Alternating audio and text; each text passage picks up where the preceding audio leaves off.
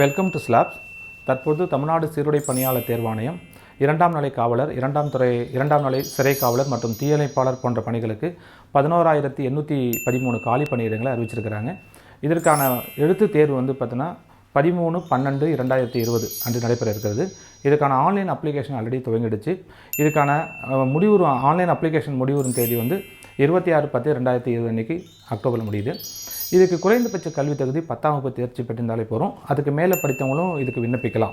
தமிழ்நாடு காவல்துறை பணிக்கு இன்றைக்கி தேர்வு எழுத இருக்கக்கூடிய மாணவர்களுக்கு உங்களுக்கு எளிமையான வடிவில் இந்த பாடத்திட்டங்களை கொடுப்பதற்காக இந்த Syllabz அப்ளிகேஷன் வீடியோ வடிவில் இந்த பாடங்களை அற்புதமாக கொடுத்துட்ருக்குறாங்க.